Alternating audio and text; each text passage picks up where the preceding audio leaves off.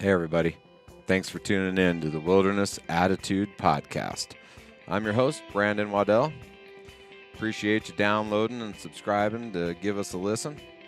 Really appreciate that.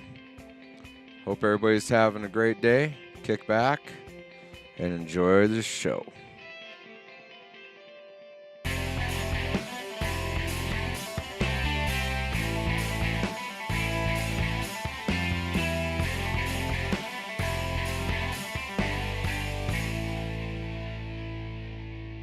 That's Brandon with Wilderness Attitude Podcast. I'm your host. I think you know that by now, just about every week. We might have another host one of these days, but not anytime soon. Maybe you guys want to do it. Anyway. Maybe. Anyway, today I'm joined by three awesome, inspiring young men, Connor Patterson, Jon Comiskey, and Parker Fisher. You may know them as the Colorado Good Old Boys. These three embrace the wilderness attitude, in my opinion, and with childhood heroes like Davy Crockett, Daniel Boone, and John Wayne, and working young life camps and being raised by outdoor parents, how could they not? So, welcome, gentlemen. Thank you. Welcome to the podcast. Glad to be here. So, as you can see on camera, Connor is on the left. Hi. Parker in the middle, and John on the right. It's cold today. Yeah, It is. it is. Has it been cold here? Yeah. Last few lot. days. It's been Yeah. real windy. Just that bitter wind cold. Well, I'm glad I came in on the tail end of that then, because I can do pretty good with just about any temperature until the wind blows, and then it's a whole nother gig for me, you know. Mm-hmm. So, thanks so much for. I caught on to you guys on Instagram. I was looking just through things you might like and saw some of what you guys have been doing, and I was just I'm inspired by your age demographic, getting outside and doing things, going out and trying new things, pushing yourselves in the wilderness, disconnecting from the world, and trying to give some new things a shot. You know, the hunting world, we're losing that age demographic from 35 down to, to 25, 20-ish. It didn't get handed down like it had for so many generations, and we're losing hunters at a drastic rate because we're not replacing them with your guys' age group. And so whenever I find someone on Instagram or Facebook or somewhere and I see that, I like to follow them, I like to support them, I like to see what they're doing because, and that's why I wanted to have you guys on, because I'm inspired by what you guys are doing and what I see, and the digital content that you guys are putting out is good. The pictures you guys take are fabulous, and your message is pure and honest and open, and I dig that. So Thank you. Thanks for coming on. So you all three grew up camping and fishing, but not much hunting is kind of what I gathered from your guys' bios. All three of you. Yeah. Right? Yeah. So at what point did you guys get introduced to hunting? Was it together or on your own or individually, and then you guys brought that together, or what? Yeah. So Parker's my cousin, and we growing up together when we were late elementary, early middle school, got interested in hunting, and our fathers went and got our hunter safety with us, and we ended up going out and on a few hunts, and my dad had a buddy who was a hunter, and he took us out. His name was Kelly. He's a big bear of a man. He's hunting every weekend, and so we, since our dads didn't really know much about hunting, they'd been on a hunt or two growing up, but it's not something that'd been a part of their lives. Right. We brought him along with us, and he took us hunting a few times, and that's where he got me on a buck. It was really exciting. It's funny that the sun was coming up, and Parker had a doe tag, and I had a buck tag, and as the sun's coming up, they were far off, and we thought they were does. So Parker was on the gun, and the poor guy, right before he was about to get to take the shot, Kelly realized, those are, they weren't very big bucks, but they were legal, and so he pulled Parker off the gun and got me on, and I got to take the shot. So How old Still were a you little guys? sad about that. Oh yeah, Still a little sad about that. Yeah. he was 11 and I was 13. So that's my first big game animal, and so that's where we kind of got introduced to that, and then we've chased elk around the woods for a while after that to very little success. But we've had fun through high school doing that, and then when we got into college, that's where you can pick up. You kind of got us all into waterfowling, I think. So, Parker. Yeah, I mean, basically when I moved up to Fort Collins, I used to live in Littleton, Colorado, and in Fort Collins, there's a lot more presence of hunters, from what I could tell.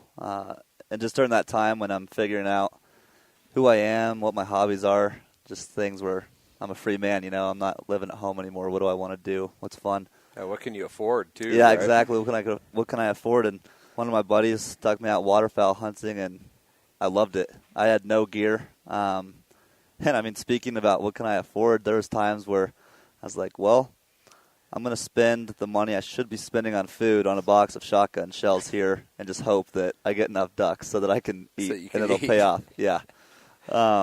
Just funny things like that. But whenever I've gotten into something over the years, or John's gotten into something in the outdoors, like rock climbing or fishing, whatever, our first thing is we want to bring the boys in on it, because it's honestly, for me, less about what we're actually doing and more about who we're doing it with. Yeah. And so started showing these guys waterfowl hunting, and they got the bug themselves, and from there it was, okay, Connor's like, let's try bow hunting. Let's do this. And let's get our rifle plans figured out. And so now pretty much every season it seems like we're doing a new form of take or a new animal, and it keeps it interesting. That's cool. My dad grew up hunting I don't think he ever went to a grocery store till late college.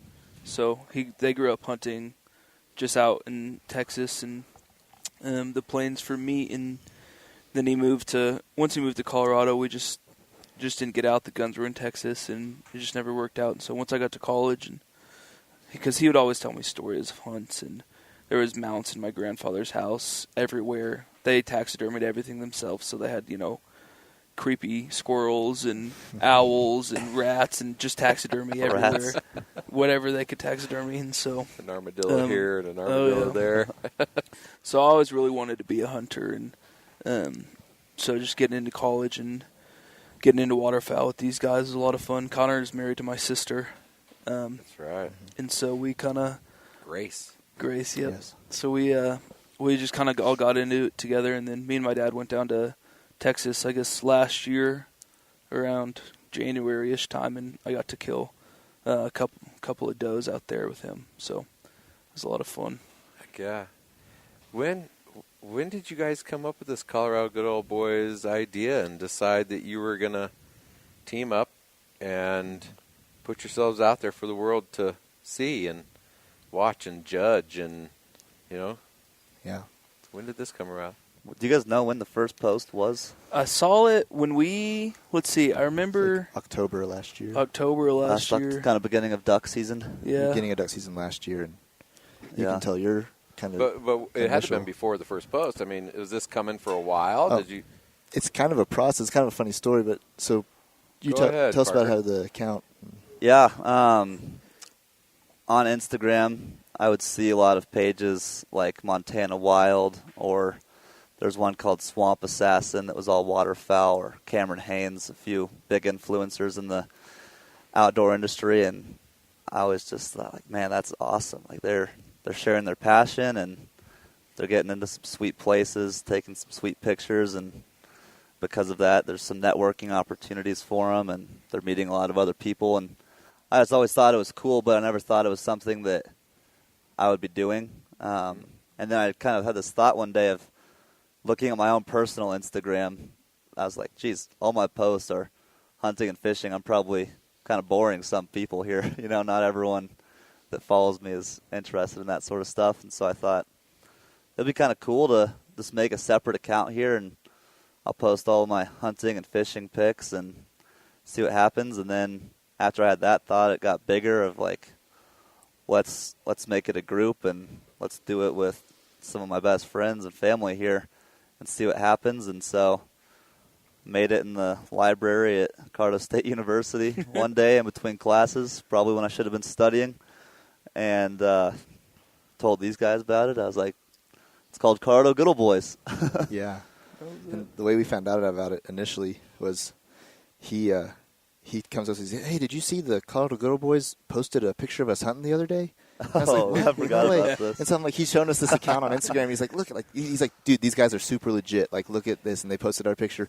So we're looking at it, and it's like I'm scrolling through their pictures, and the first picture on their whole account is this picture of a duck that I shot last Halloween with my duck call next to it. And I was like, "Hey, these guys stole my picture. You know, I don't know how they got it." And he was like, "No, dude, I made this." And so Parker, he said, "Yeah, I made this." And he kind of made that little joke. But then we were like, "Oh, man, you got to give us the password, like get us in on this." So we just initially was just a fun Instagram account. And then, yeah, with our passions and our the way we want to share our stories and also kind of entrepreneurial spirits and creators and things like that, we're like, maybe we should kind of go for it like we see these other people doing. And so we just went from there, and kind of we're still in the thought process forming our mission and our identity of like, this is a company now, but what do we want to do with it? Where do we want to go? And so. Yeah, identifying your brand, right? And describe to me what you envision Colorado Good Old Boys to embody. What do you have an idea? I mean, you're still building it, but what's your idea right now? Yeah, I think we're probably multifaceted, and we want to be one, just something that we get to do together. We're family, and it's awesome to have a great relationship with your family, and we just enjoy getting out and hunting together. So something that we can do together and build together. But we want the company, we want to sell hats and sell some shirts, kind of like as everybody does. We want to get involved with conservation efforts. I'd like particularly to get in some of those efforts in Fort Collins, in our wetlands and things like that, so we can have them. Northern Colorado is growing like crazy. All of Colorado is growing like crazy, and so all of these things that we love to do and experience, and even not just duck hunting or bow hunting, like even climbing, camping, just at all of it.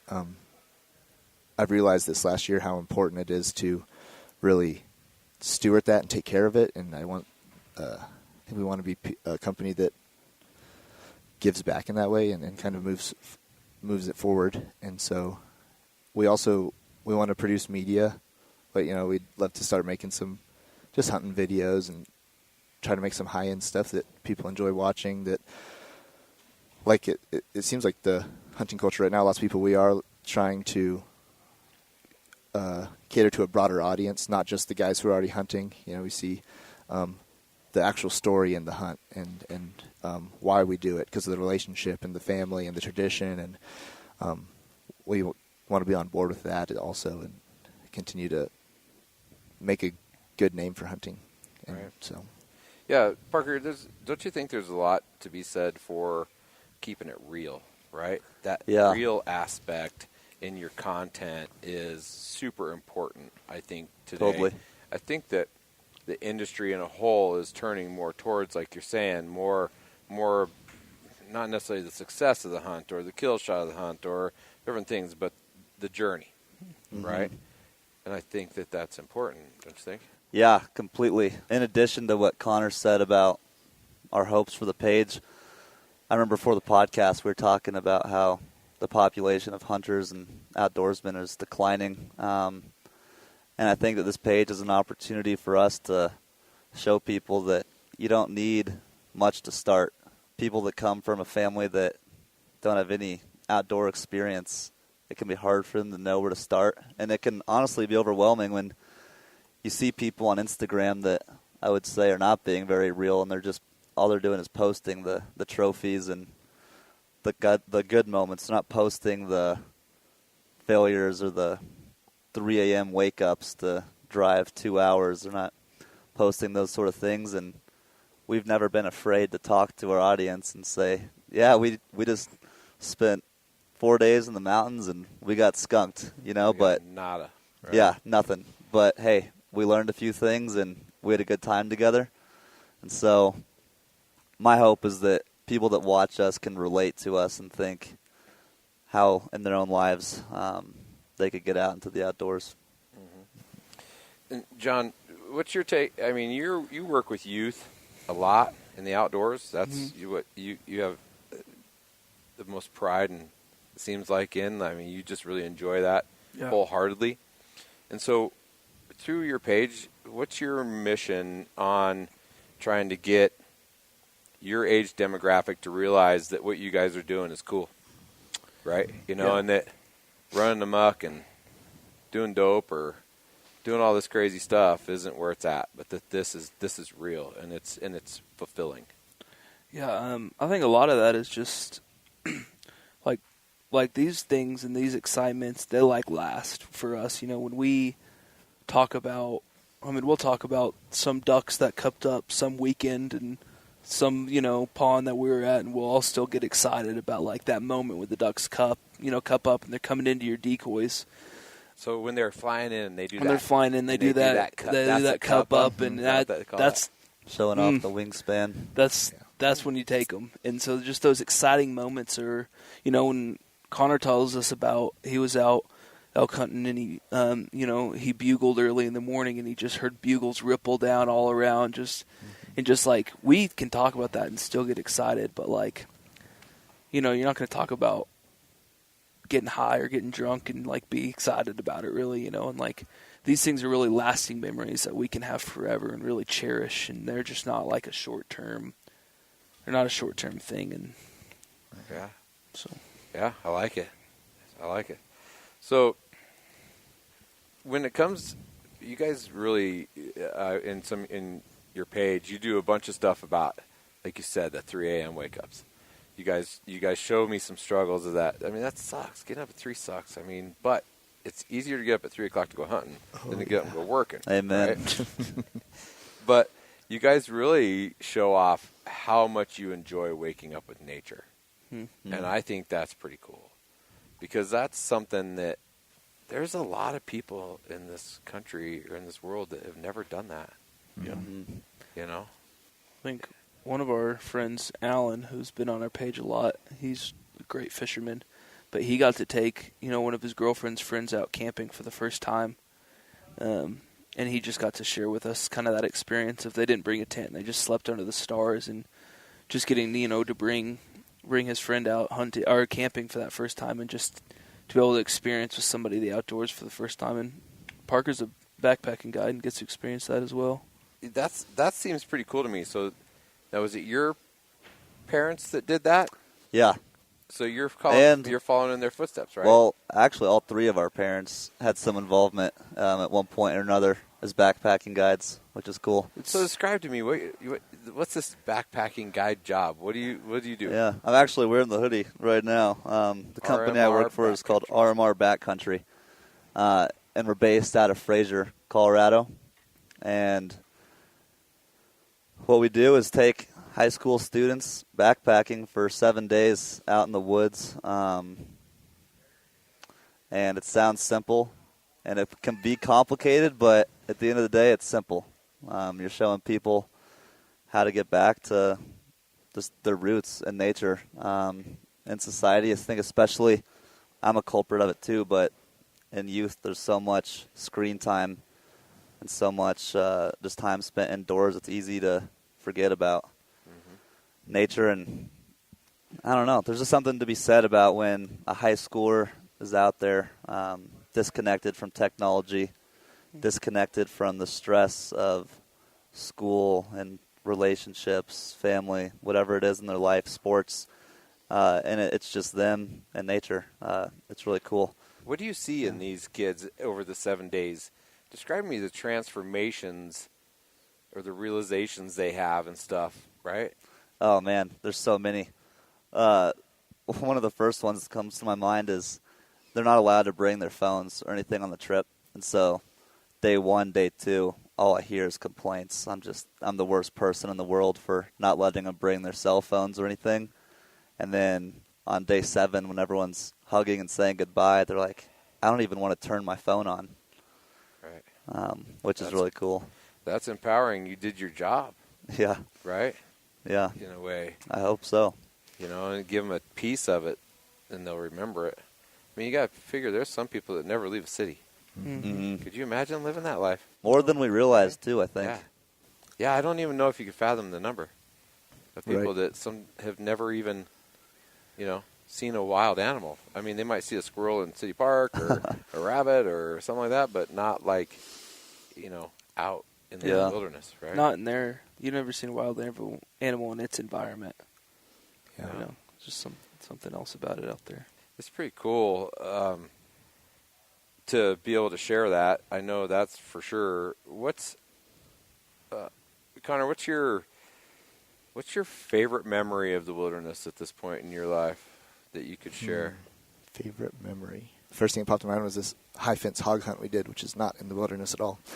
So I'm not going to tell that story, but that was just in my mind.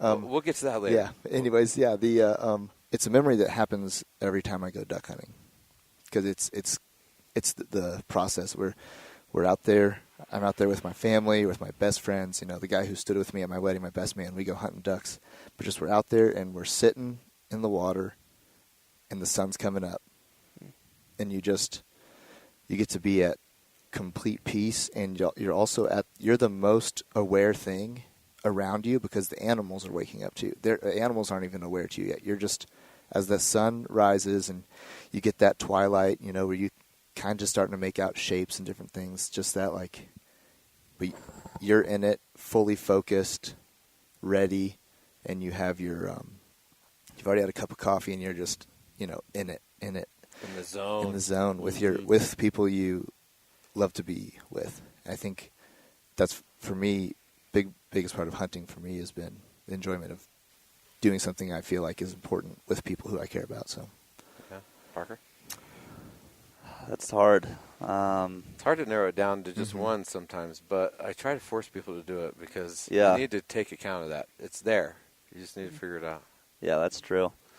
There was a time 2 years ago where one of my best friends and I had a 3-man limit duck hunting. So in the duck hunting in Colorado, all over, there's limits. You can only shoot a certain amount per day, and then you're done. And on public land, that's pretty rare to get to do. But we had one morning when we were out there, out east in Fort Morgan around Christmas time. Pretty cold. I didn't have much motivation to go out there because I'd been on a streak of getting skunked quite a few times and waking up at 3 and negative temperatures just did not sound like a fun way to spend my Saturday morning, but he got me to get up and go out there. His name's Jack, and we ended up just having the most incredible hour and a half of duck hunting I've ever had. As soon as shooting light happened, it was honestly a tornado of ducks all around us. I remember having a hard time keeping my laughter down because I was laughing like an excited little kid in a candy store almost, because I was like, this doesn't happen. I've never seen anything like this. Right. And ducks were just buzzing everywhere around us, dropping into our decoys, and we couldn't reload our guns quick enough for the next flight to fly over. And then we hit our limit and just sat there in silence for a second because we were so shocked, so overwhelmed with joy, and just didn't know quite what to do. Right. But that definitely, after that morning of duck hunting, I knew that it was going to be a lifelong obsession. That's pretty neat. Isn't it funny how in the days that you don't want to go are the days you better go? Mm-hmm. Because that's, more times than not, most people that hunt, when they don't want to go, that's the day that they get the opportunity. That's true. And it's hard, isn't it, keeping that mental focus to go again. I mean, when you're getting skunked and you're not seeing nothing a lot with a heartbeat, and you're just and you're working, and whether it's getting up early and laying in a duck blind, or if it's marching 10 miles for an elk or whatever, man, if it's hard.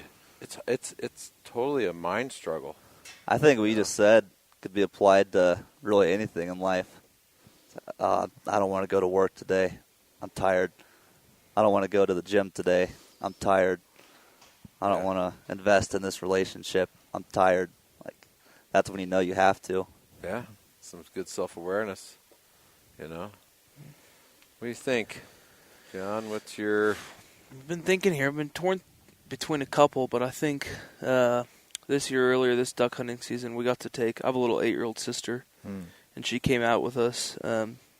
She's been really talking about how bad she wants to go hunting, so we brought her out one morning. It was going to be not too cold, and let her sit with us in the blind, and we camoed up and we sat out there and we were real quiet, and we shot a duck, and just to kind of get to see her, interact with an animal that we killed for the first time, and just see her, be not sad, but just kind of be aware of the reality of, where meat comes from, and just the reality of taking an animal's life, and just to get to see her be excited to be able to go hunting herself was a really good moment. You guys have followed the Lone Star Outdoor Show? Yeah, I can't say I've seen it. I see his stuff a time or two. So he's got a son, and he's got a pair of twins that are younger, and he's got hunting dogs. So the other day he says, "Okay, so Daddy's going hunting tomorrow," and then he says, "So who's going to be on the A team tomorrow?" And he reaches out and he touches his dog, of course, right? Mm-hmm. Dog's got to go. "No, you're going." And he tells his son, "You made the A team. You're going too." And his daughters were all crying. And it's, "I want to go." Mm-hmm. And it's funny because he posts these videos all the time that when he comes home, them little girls run out there and jump in the back of his truck and grab every duck he's got in the back of that truck. And they pet it and play with him. And they help him, skin them and cook them. And, I mean, that's awesome. You've never seen two non-duck hunters so excited about duck hunting, right? Because they have never gone before, but they can't wait, So I can imagine how she felt, because I see some of that stuff on Instagram, and it'd be pretty cool to check it out. So what's your guys' favorite hunt that the three of you guys have been on together? The most memorable hunt with each other, successful or not? Oh man, I think. Are you looking for a combined answer, or just each of our own thoughts? Give it to me. I don't care. We could tell them about the time we went out to get that one duck. Yep. Oh man, that is a good one. Anyways, so I don't know if I'm ready to relive this. I know. So we it was I'm cold. A cold front coming in, tons of snow, so that means full migration should be going on. And so Parker, like the story you just told about where they went out and got those limits in Fort Morgan, we're like, all right, we're going. So we get in the car, and I mean, I know my dad called me and was like, "You're driving in this right now?" I mean, it was terrible snowstorm, but we just got in the car and we're going, and it took us. It was bad. I mean, we couldn't. It was whiteout conditions, and when in 18-wheelers, the snow was soft enough and fresh enough that 18-wheelers could cruise on it, but we couldn't. And because they were heavy enough, they'd pass us, and we'd be in a cloud of snow for then they'd be gone. We'd be in the cloud for a good 30 seconds. Highway. Yeah, and you can't slow down because another 18-wheeler could come up and the back and smack you. So we were just driving through the night, through the snowstorm. We were gonna let's camp in the car, and then it was just too cold. It was negative 20 degrees, and we were like, all right, we're getting a hotel. So we got a hotel. We woke up the next morning, and I mean, we slept for maybe an hour and a half. I don't know, because by the time we got there, got going, and I think the coldest it got paid for a hotel to stay there, hour and a half. Yeah, hot coffee, night of sleep. Yeah. Yeah, we wake up, we head out there, and it's maybe I think the coldest it got was negative 25 on this trip, and so we're just so cold idiots. So we go, and so we get out there, and we think we're going to be the first people to the spot. I guess there was about 40 other people who were just as dumb as us that were all out there because we know it's going to be on Donkey Kong to get after some ducks, and so we end up getting a spot, and we settle in, and we get a blind, and get all our decoys going, and I'll let Parker pick up from there. He can tell the rest of the story, Parker. I guess. Yeah. You're all set up. You're waiting. So when we were sitting there in the blind freezing, I had my jet boil that I had brought. Are you familiar with jet boils? Yeah, so I had brought a jet boil with me because I was planning on making coffee, but at this point, none of us even cared about coffee. We just turned on. I couldn't open my coffee cup because the lid was frozen We shut. just turned on the jet boil. So cold. Yeah, we tuck off the thermos part on top and just set it in the middle of us in the blind and just had our hands right above the flames that it was giving off, trying to get some movement back so I could grip the duck call to call. But what was interesting about that morning is we were seeing thousands of ducks, but they were all in V formations up high. Nothing. They're getting out of town. Yeah, I imagine the ducks looking down like, what are those dumb ducks doing down there? It's way too cold to be sitting around down there. We're getting out of here. We're going to Mexico. Yeah, I'm trying to remember the series of events.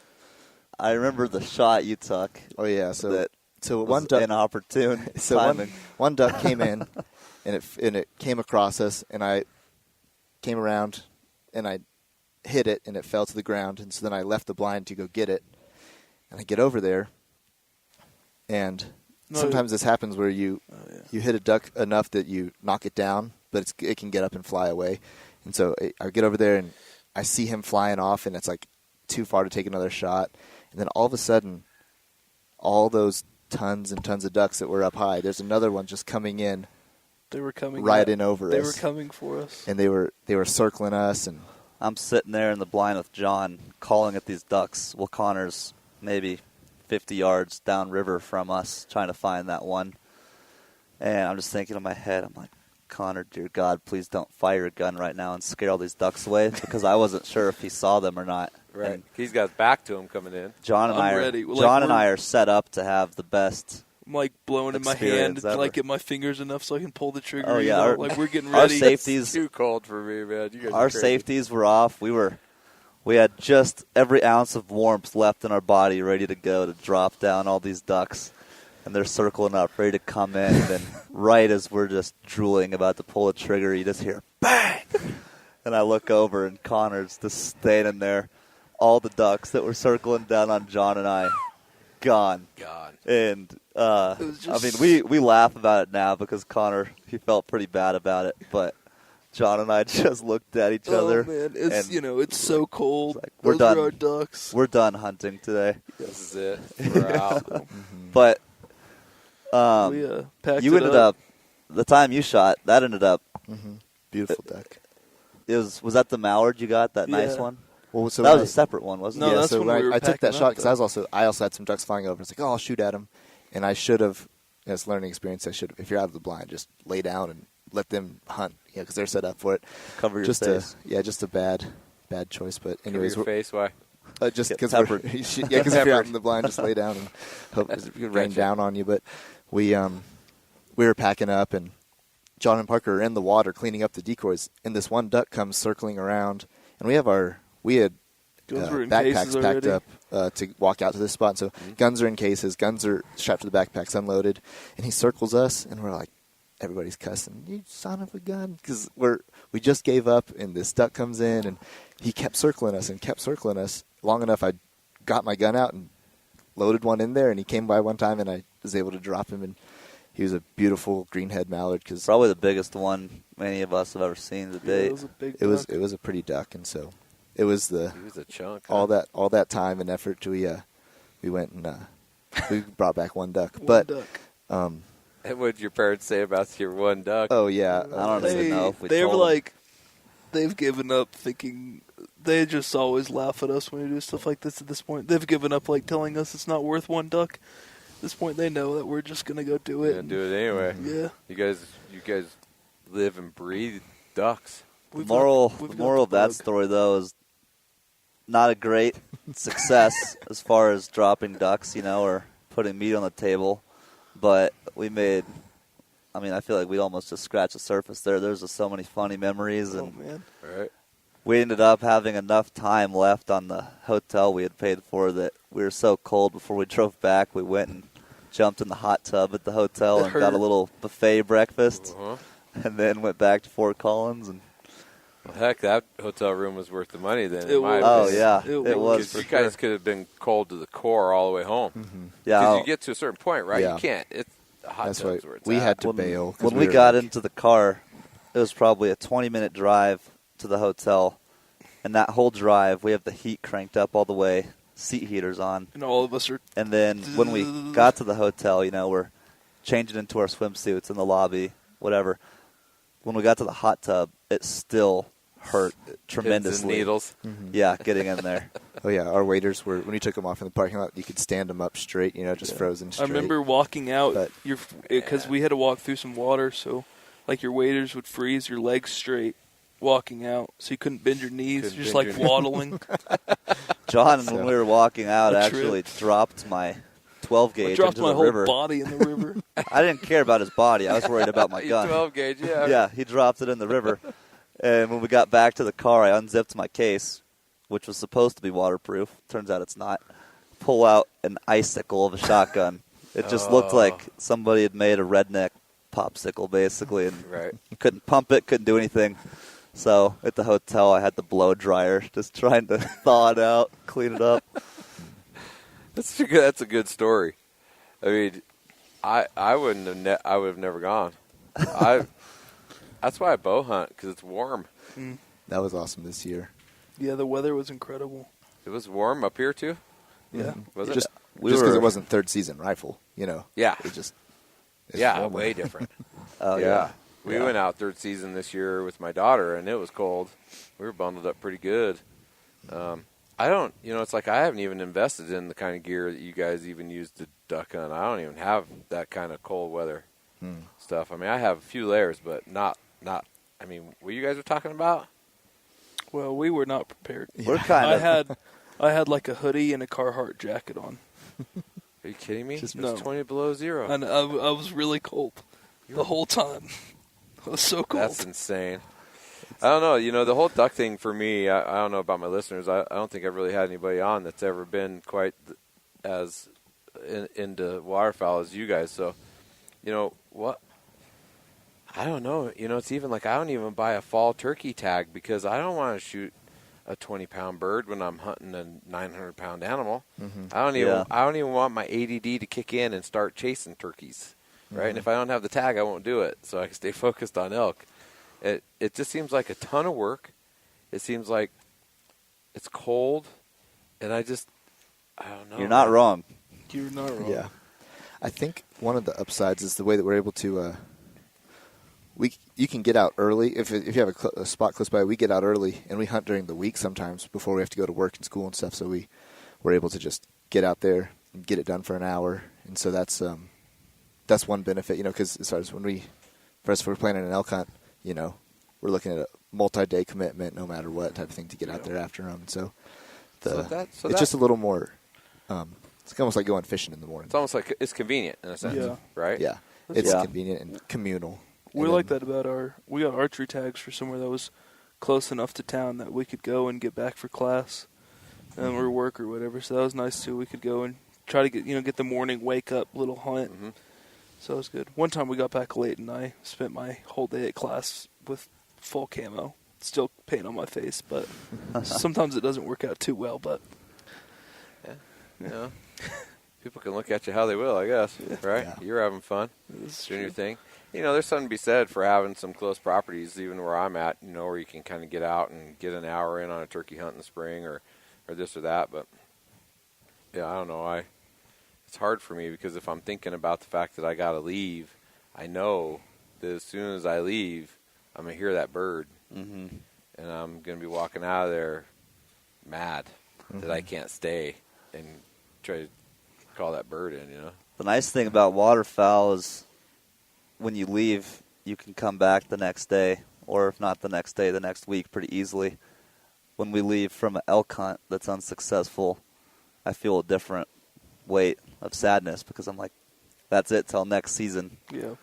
But if I have a failed duck hunt, I just tell myself, hey, we'll be back out here tomorrow or the day after. How long is the duck season?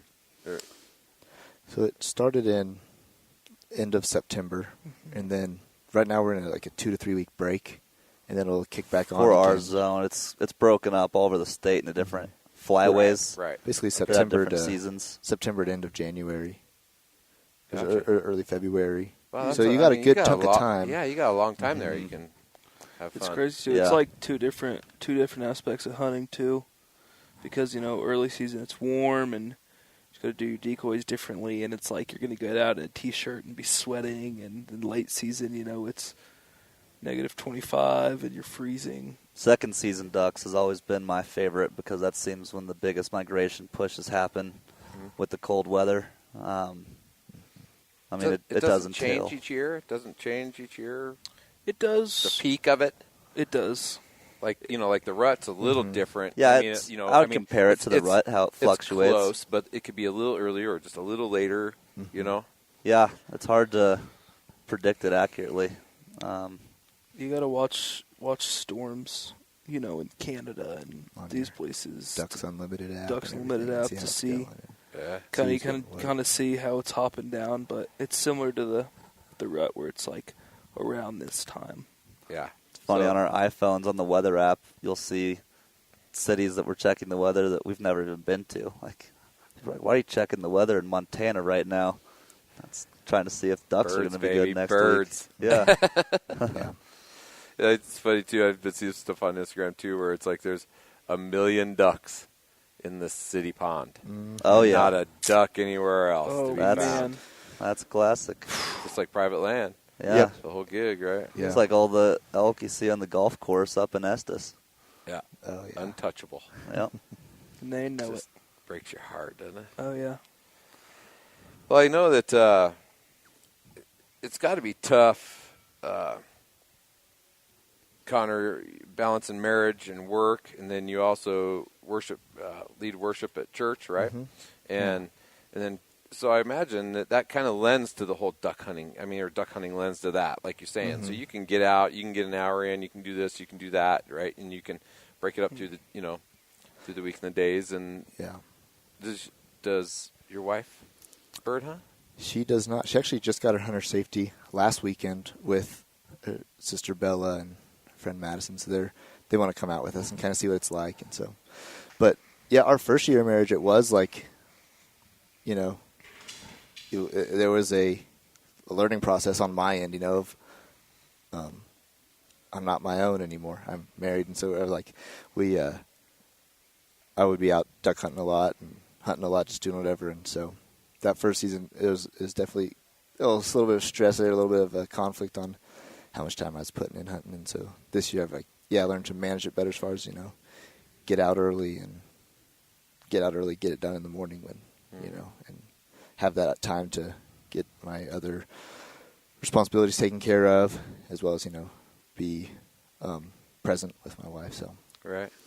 Yeah, but it was definitely a little bit of a learning process that first year. It is. Still is. It'll be a learning process through your whole marriage. And trust me. The next thing, it's like once we have kids, it'll be like, all right, like less hunting. It's just kind of the reality. Like that give and take scenarios, right? Yeah. But it's pretty crazy. How old are you? I'm 24. 24, and you're pulling that off. There's not many people that are 24 that even be in your scenario, really, that I know.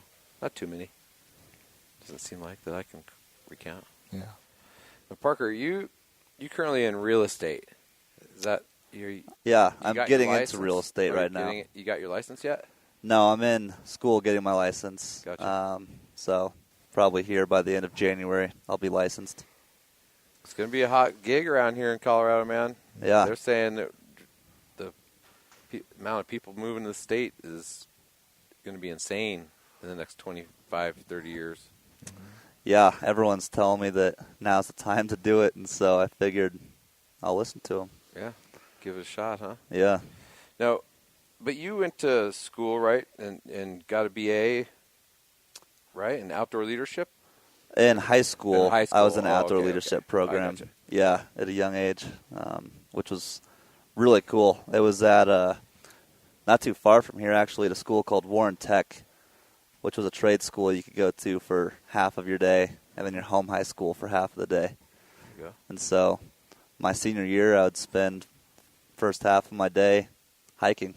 And so It kind of worked out pretty cool. yeah, it was sweet. So how you going to apply what you learned there in the conservation and bushcraft and outdoor leadership? How are you going to apply that to Colorado good old boys? Got an idea?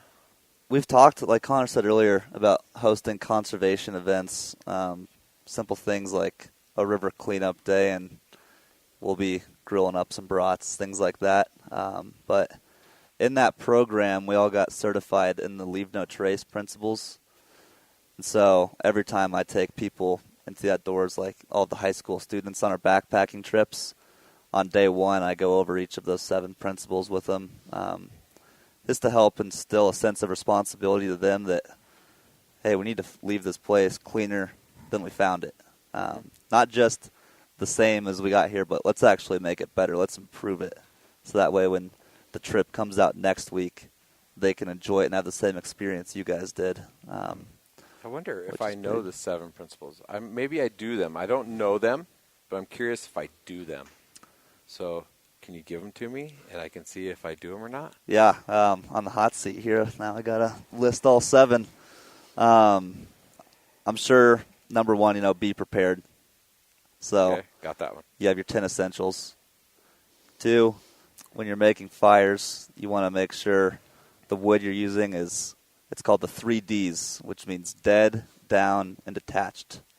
Okay. So I'd say that's the one I'm the culprit of breaking, because if I see a dead tree, you break it I break it down. Yeah, especially if there's been some inclement weather, because the stuff that's on trees is what's dry, not the stuff lying on the ground. True. You guys can chime in here too if you remember any of them. Golly. I have a cheat sheet that I use with the students. I wondered if I was putting you on the hot seat or not, but Yeah. I thought I'd try it. Yeah, leave what you find. So that one, another similar gray area. Like if I find a shed, I keep it. Some people that are diehards would say, no, you need to leave that. But if I leave it, I know take the the next shed, guy's too. going to take it. Yeah, of course. There's when you're using the restroom in the woods, you want to make sure you're away from a water source. So good rule of thumb is 100 yards away from rivers or lakes, which is nice because that's what we drink out of while we're out there. That makes sense. Yeah. Yep. I mean, they won't let you put a septic tank within 100 yards of your well. Mm-hmm. So that makes sense. Yeah. I don't know if I pay that much attention to that. A lot of it really is. I'll tell you a story. Okay, so I totally here's a little confession. Okay. Here we go. So we were elk hunting, and we were sitting on a wallow last year. And there was a creek that ran right by that wallow. Well, I needed to poop. I straddled that river, and I pooped right in it. Because I didn't want the smell of the poop right there where we were hunting. Yeah, wallows are pretty nasty to begin with. Yeah.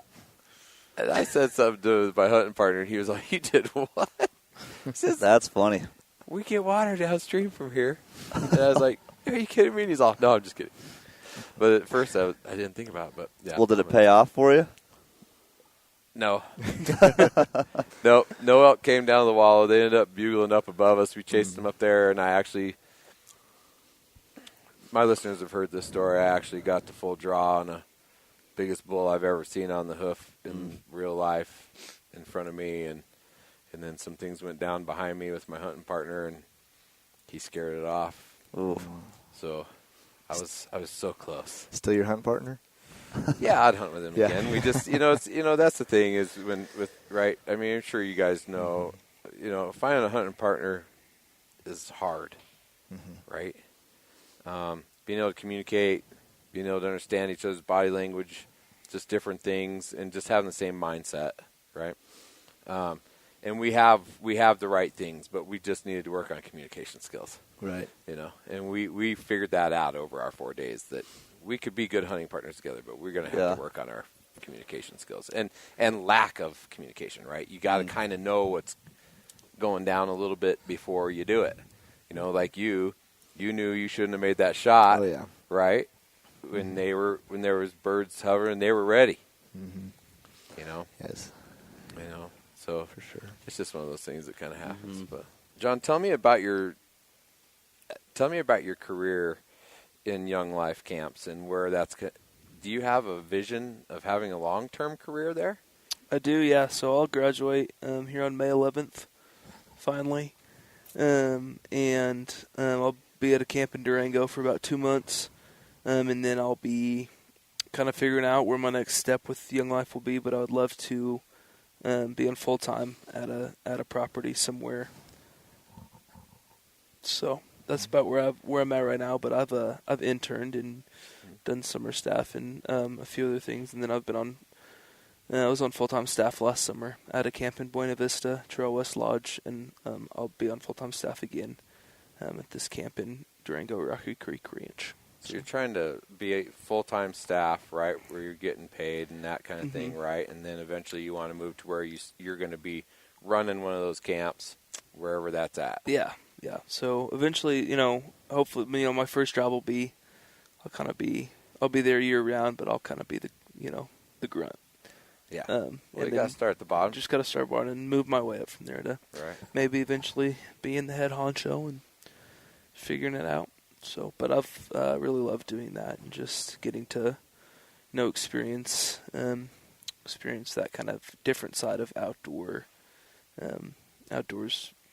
than Parker has. Kind of the more resort type of it. Right. But, we still take kids' phones and we get to challenge them in ways like we have a high ropes obstacles and we have horses and some camps have dune buggies and that kind of thing. Hikes, We hikes do a hike at Frontier Ranch in Buena Vista, which I've worked at. They take a whole bunch of Texans up a 1,300-foot mountain, 1,000-foot mountain, Don't you guys have like a BB gun range? Yeah, Trail West, there's a ponds, BB too? gun range and a fishing pond. So just kind of getting to help people experience the outdoors a little bit. Just Getting give them that taste, Taste of it, yeah. Right. So. And they get to stay all in the cabins and all that kind of it's- jazz and bunk up and eating the same Yeah, we have cafeteria. a dining hall. Dining hall, yeah. I guess in the mountains you don't call them cafeterias, do you? Dining hall, and we have cabins, and so Chow they just house. get to stay there. And so, yeah, it's been a lot of fun. And getting to interact with wildlife on that side has been pretty fun as well. I've got to go head-to-head with a couple bears. Yeah, which tell is us about that. So there'll be some bears that come try to eat our trash every once in a while, and if you get real lucky, you get the go-ahead to go get after them with some rubber buckshot and a shotgun, which is just next level fun, man. It's something else. Because you're just out there, all you have is rubber buckshot, nothing else. So I usually carry like a knife and a tomahawk and a machete, and I just come strapped up with every big knife I've bought since I was 17, ready to go in case just ready in case the bear comes at you. But it's a lot of fun, and just getting to interact with bears and go up. We have a trout pond at Trail West, and so going up and looking at tracks of what's been up there, mountain lion and bear and coyotes, and foxes. Oh yeah, Lord knows what. Well, that sounds like a good time. It seems to me, you guys' passion for the outdoors and your faith and and how you guys treat each other like family is doing you right.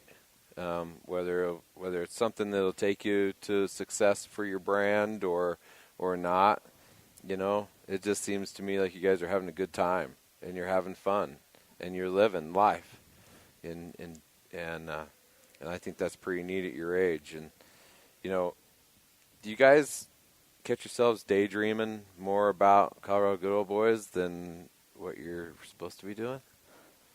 Oh yeah.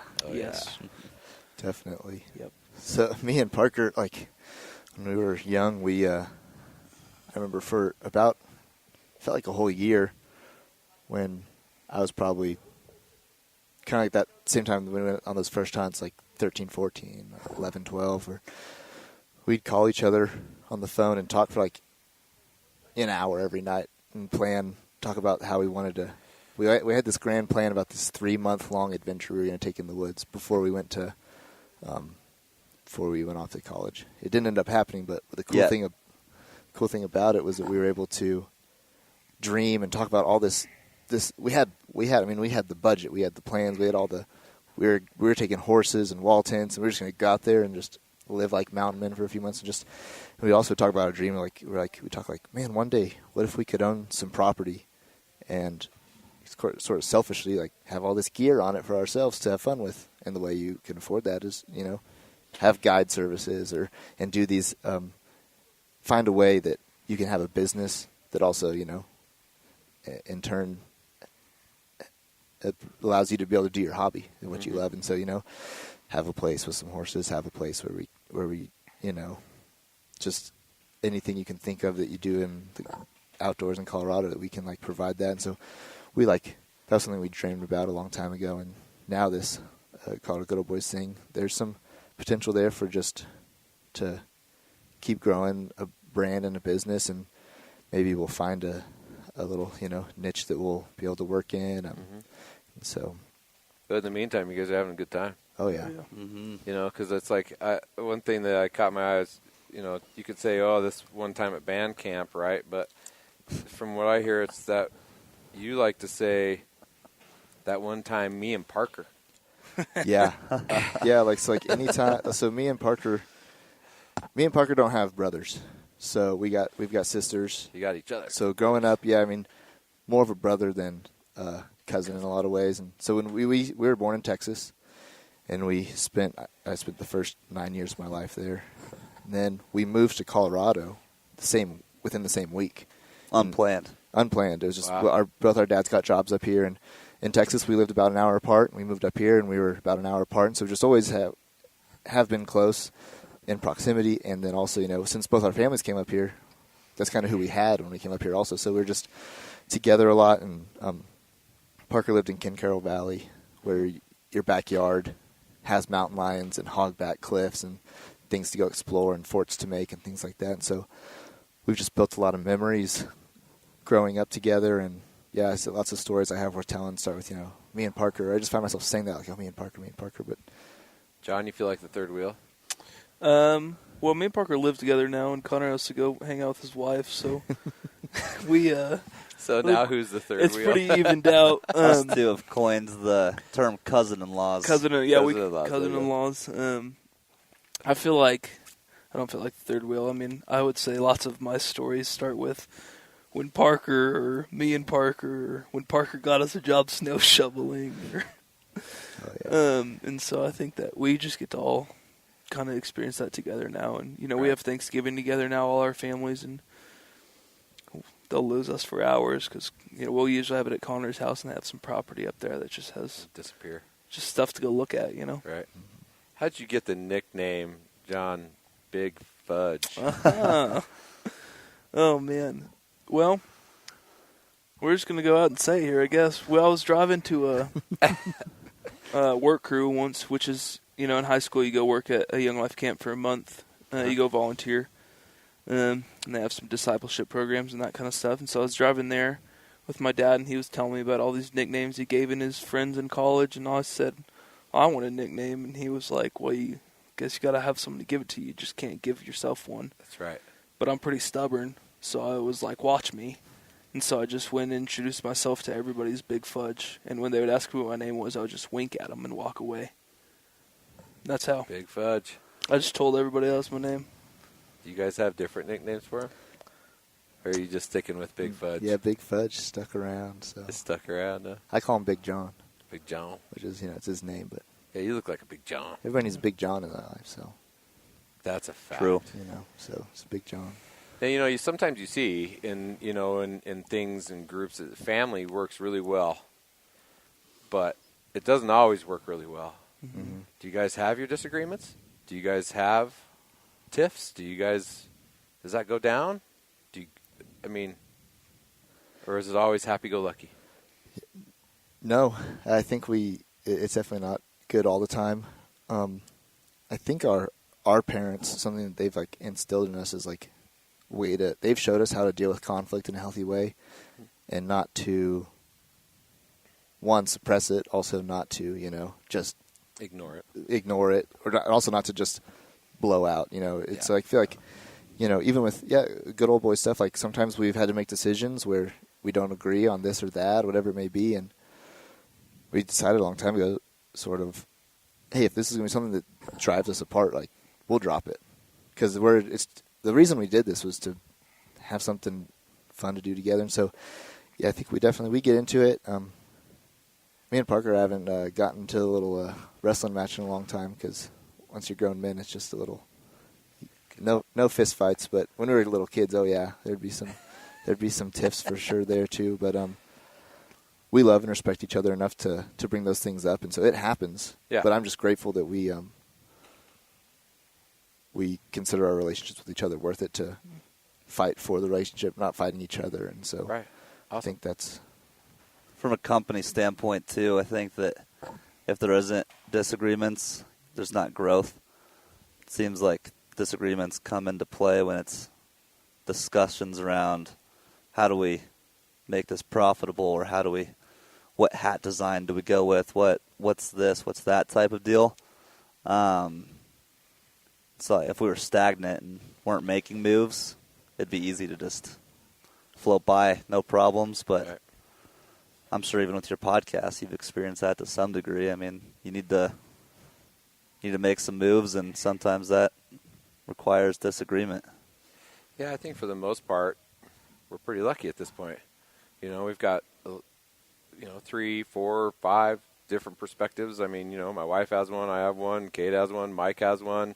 And we all kind of trust each other's professional ability, and we all try to listen to each other and take into account what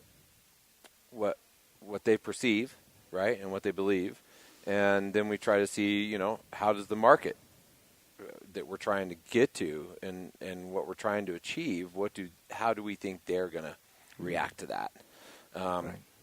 And so I think that if you're looking at your stuff in a business aspect from open eyes, open arms, open ears, and remembering what the mission is, then the disagreements aren't really disagreements. They're actually just discussions that are working towards a better outcome. And without those discussions or disagreements, there is no growth, like you said, right? Yeah. Those things have to happen. There has to be pinnacles of highs and lows for there to be advancement and true growth in a natural way. Yeah. And that's what is lasting. That's what will last in the long run anyway, right? Relationship-wise, business-wise, all of it. If it's organic, then it works. Yeah. And if it's real, right? Like trees have to be pruned up, but it's not comfy. It's That's not right. comfortable. But that's how you get big and strong and rooted in a big way. So Yeah. definitely. Agreed. Well, I think you guys are doing a fantastic job. Thanks so much for meeting me here and sitting down with me. It's really a pleasure to get to know you a little bit, and I think that hopefully we'll have an opportunity to regroup again here in the future and see where things are at and what we're doing, and maybe try to do some hunting together, or maybe you have to take me out there to a blind and watch this whole duck thing Find go the down. birds. Let's do it. Yeah, I'll be your good. dog. Yeah. Yeah. We need one. John needs a break. I do, yeah. John needs a break. So you guys got dogs lined up for the future here, or what? We got to get one. Just the guy to my left. Yeah. We get. Yeah. Well, We take a sometimes black we inner let tube. freshmen hunt with us, and then they Yeah. have to go. And they have to do it, huh? but We just no, spray paint a just black kidding. inner tube, spray paint it dog. You just take that out there and kind of. Float around. Float when out you got to there. go get your duck off the ice. Yep. Once I have my own place, I'll definitely get a dog. But right now, where John and I live, it's not a great environment with a bunch of college dudes running around the place trying to raise one. Yeah. So No. it's on the horizon, though. Cool. We'll update you next time on the next podcast. Yeah, that sounds like a plan. Thanks, gentlemen. I Yeah, appreciate of you course. being on. Thank you, Thank Brandon. This is Brandon, Wilderness Attitude. Thanks so much for tuning in. We really appreciate it. Facebook Live, thanks for coming on. And we look forward to seeing you here soon. Check out Colorado Good Old Boys on Instagram. You'll like what they're doing. Young, entertaining, energetic, and focused. It's something we need out of our youth at their age in the mid-20s, right? So give them some support. We'll catch you next week. Thanks for tuning in.